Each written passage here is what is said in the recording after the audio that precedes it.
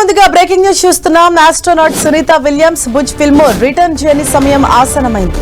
9 నెలల నుంచి అంతరిక్షంలో చిక్కుకున్న వారిద్దరిని తిరిగి భూమిపైకి తీసుకొచ్చే చర్యలు చేపట్టింది నాసా.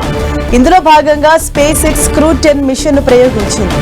ఇవాళ వేకువజామున 4:30కి ఫాల్కన్ 9 రాకెట్ నిప్పులు కక్కుతూ నింగిలోకి దూసుకెళ్లింది.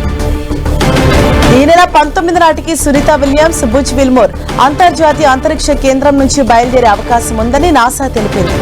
అన్ని అనుకూలిస్తే ఈ నెల 20 తర్వాత వారిద్దరూ భూమికి చేరుకునున్నారు.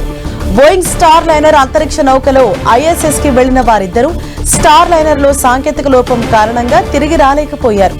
దీంతో వారి రాక కోసం ప్రపంచమంతా ఎదురు చూస్తోంది. మూడోసారి రోదసిలోకి వెళ్లిన భారత సంతతి వ్యోమగామి సునీత విలియమ్స్ దాదాపు 9 నెలలుగా అంతరిక్ష కేంద్రంలోనే చిక్కుకుపోయారు. ఆమెతో పాటు వెళ్లిన బుజ్ విల్మోర్ కూడా అక్కడే ఉండిపోవాల్సి వచ్చింది. ఈ క్రమంలో వారిని భూమిపైకి తిరిగి తీసుకొచ్చేందుకు నాసా స్పేస్ ఎక్స్ లు తీవ్రంగా ప్రయత్నిస్తున్నాయి. ఇందులో భాగంగా అమెరికాలోని ఫ్లోరిడా నుంచి 4 వ్యోమగాములతో 3 రోజుల క్రితమే ఫాల్కన్ 9 రాకెట్ బయలుదేరాల్సి ఉండగా హైడ్రాలిక్ సిస్టంలో సమస్యతో ఆ ప్రయత్నం వాయిదా పడింది. ఆ సమస్యను పరిష్కరించి ఇవాళ వారిని తీసుకొచ్చేందుకు ఫాల్కన్ 9 రాకెట్ బయలుదేరి వెళ్లింది. దీంతో వ్యోమగాముల రాక కన్ఫర్మ్ అయింది. క్రూ 10 ద్వారా కొత్త బృందం ISS కు చేరుకోగానే స్పేస్ ఎక్స్ కు చెందిన డ్రాగన్ క్యాప్సూల్ ఎండివర్ ద్వారా సునీత విల్మోర్లు భూమి మీదకు తిరిగి రానున్నారు. 2024 జూన్ 5న ప్రయోగించిన Boeing space ship star liner లో సునీత ISS కు చేరుకున్నారు. ప్రణాళిక ప్రకారం ISS లో ఉన్న వ్యోమగాములు సునీత విలియమ్స్ బుజ్ విల్మోర్ వారం రోజులకే భూమికి చేరుకోవాల్సి ఉంది. అయితే స్టార్ లైన్ లో సాంకేతిక సమస్యలు తలెత్తడంతో వ్యోమగాములు లేకుండానే అది భూమిని చేరుకుంది. అప్పటి నుంచి Sunitha Williams Butch Wilmore ISS లోనే ఉంటున్నారు.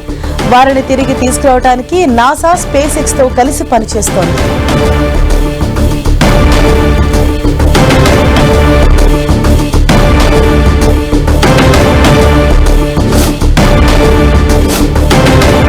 Astronaut Sunita Williams Butch Wilmore return journey సమయం ఆసనమైంది. ఇవాళ ఉదయం 4:30కు SpaceX crew 10 mission rocket నింగిలోకి దూసుకెళ్లింది. వారిద్దరిని కూడా సేఫ్ గా తిరిగి తీసుకొచ్చేందుకు ప్రయత్నం అయితే స్టార్ట్ చేసింది. ఇవాళ ఉదయమే ఈ రాకెట్ అన్నది ఫాల్కన్ 9 రాకెట్ అన్నది నింగిలోకి దూసుకెళ్లింది.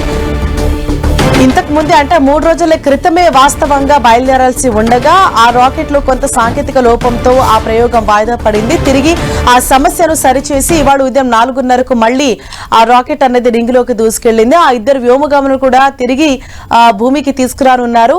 అన్ని అనుకూలిస్తే ఈ నెల 20 తర్వాత మోస్ట్లీ వారు భూమిపైకి చేరుకున్నట్లుగా తెలుస్తోంది. గత 9 నెలలుగా కూడా అంతరిక్షంలోనే వారు చిక్కుకుపోయారు.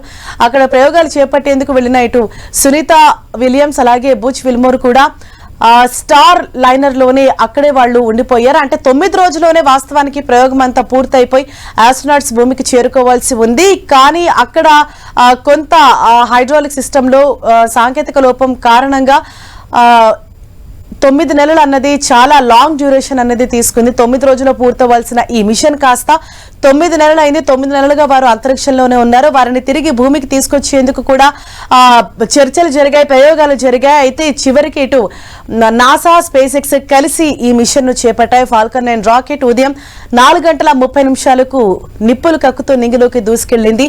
అంటే 4 వ్యోమగాములు కూడా ఆ రాకెట్ లో వెళ్లారు. ఇటు అంతరిక్షంలో ఉన్నటువంటి సునీత విలియమ్స్ బుజ్ విల్మోర్ ను కూడా తీసుకొచ్చేందుకు ఉదయం రాకెట్ బయలుదేరింది.